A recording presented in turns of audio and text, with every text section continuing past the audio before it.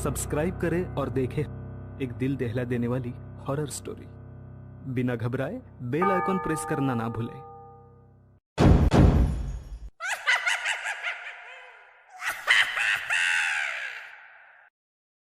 इस कहानी के लेखक हैं धीरज कुमार सालुंके।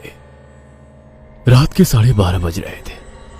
कोल्हापुर में धाराशिव जाने वाली सीनियर कॉलेज के छात्रों की बस जंगल के रास्ते से गुजर रही थी। ट्रिप खत्म करके वे वापस धाराशिव आ रहे थे। दिन भर मौज मस्ती करने की वजह से सभी छात्र थक कर सो गए थे। दरवाजे की सीट के पास विकास सर और सुशील सर खर्राटे ले रहे थे। बस ड्राइवर विजय मामा भी नींद में बस चला रहे थे। उनके बगल वाली सीट पर प्यून पांडु मामा बैठे हुए थे कि तभी बस के सामने जंगली सुअरों का झुंड आया। विजय मामा ने बस जंगल में रोक दी। कुछ देर में जब रास्ता खाली हुआ तो बस फिर से चलने लगी। कुछ ही देर में विकास सर के पीछे ही दूसरी सीट पर बैठा श्याम नींद से जाग गया। श्याम की उम्र 21 साल थी। पढ़ाई में बहुत तेज था, लेकिन हमेशा अकेला रहने वाला। ना किसी से बनती थी, ना ही उसका कोई दोस्त था। वह दूसरी सीट पर अकेला बैठा हुआ था। सर, टॉयलेट जाना है। सर ने आधी आंखें खोलकर खिड़की से बाहर देखा। बस अभी भी जंगल में ही थी।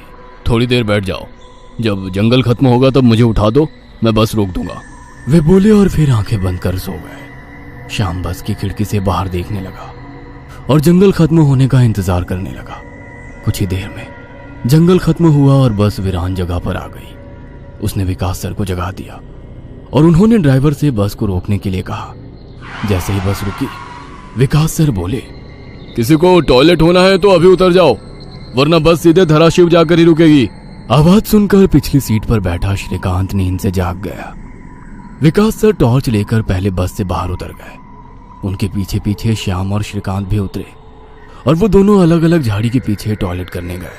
श्याम टॉयलेट करके वापस आया, लेकिन श्रीकांत अभी भी नहीं आया था कि तभी श्रीकांत जोर से चिल्लाया।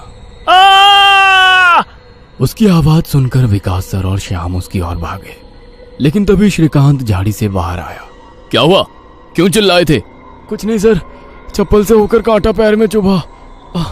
उसकी आवाज सुनकर ड्राइवर और प्यून भी नीचे उतरे थे। वो सब बस में वापस चढ़ने ही वाले थे कि तभी एक बाइक बस के सामने आकर रुक गई। अरे भाई साहब, यहाँ के नहीं हो क्या आप? क्या आपको पता नहीं कि इस रास्ते पर लोगों को हमेशा चकवा लगता है? बाइक चलाने वाला बोला। चकवा नाम सुनकर विकास सर बोले, हाँ पता है, हम बस निकल ही रहे हैं। और वो सब बस में बैठ गए। सर, वो आदमी किस चकवे के बारे में बात कर रहा था? प्यून ने अगली सीट से ही मुड़कर विकास सर से पूछा।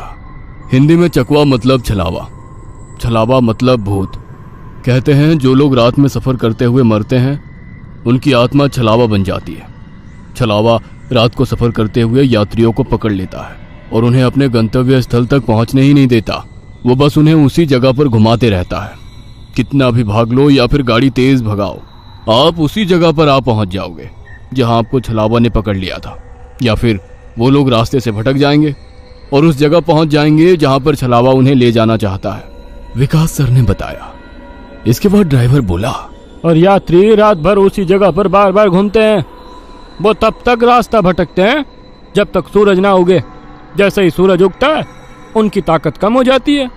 मेरे कुछ ड्राइवर दोस्त हैं, उनको भी छलावे ने पकड़ लिया था। कहते हैं छलावा बस उन्हीं यात्रियों को पकड़ता है जो थके हुए होते हैं, क्योंकि उन पर हावी होना बहुत आसान होता है ना।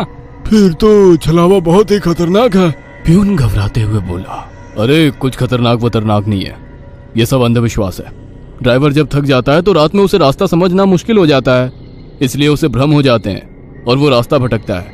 इसे ही अनपढ़ लोगों ने भूत यानी चकवा या छलावा का नाम दिया है। विकास सर बोले। यह सभी बातें श्याम और श्रीकांत सुन रहे थे। नहीं सर, छलावे होते हैं और कुछ छलावे तो जानलेवा भी होते हैं। मेरे दादाजी को छलावे ने इतना परेशान किया था कि मरते मरते बचे थे। रात को जितने भी एक्सीडेंट होते हैं, उनमें से कुछ ना कुछ एक्सीडेंट छलावे के कारण ही होते हैं। वो रात के बेरहम शिकार होते हैं। यात्रियों की थकान और डर ही उनकी ताकत होती है। शिकारियों की तरह ही वे यात्रियों को डराते हैं, भगाते हैं और उनकी जान लेकर उनका शिकार करते हैं।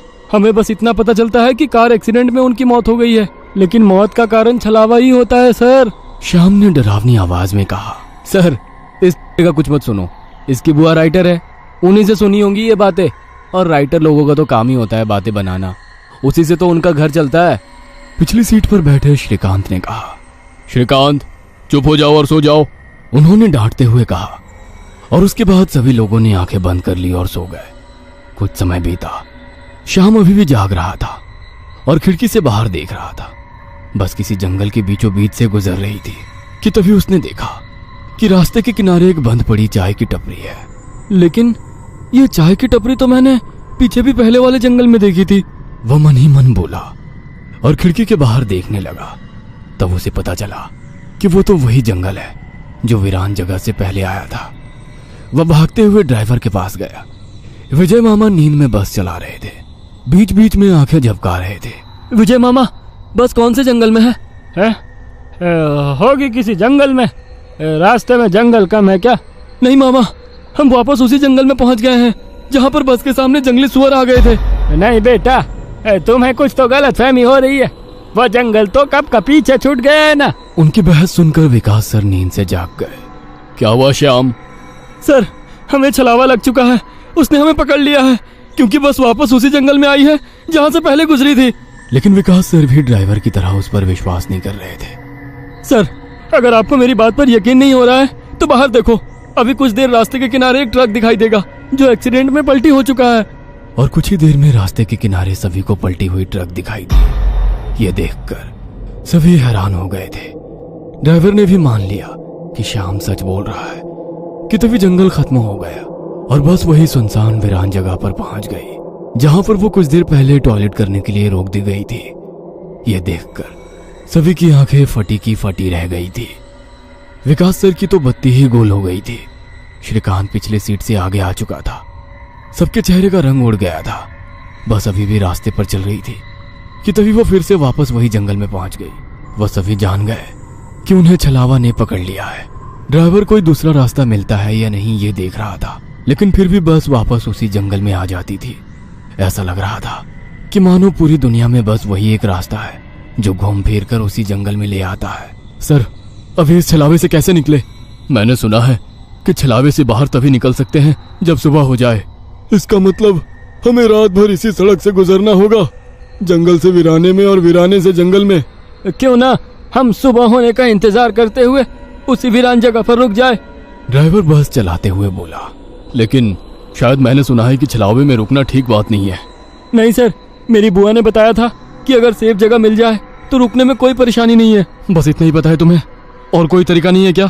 है, लेकिन वो अभी के लिए नहीं है। और वैसे भी अगर जिस छलावे ने हमें पकड़ा है, अगर वो कमजोर हुआ तो उसकी शक्तियाँ कुछ ही देर में कमजोर हो जाएंगी और हम छलावे से छूट जाएंगे। फिर वो छलावा हमें नहीं पकड़ सकता।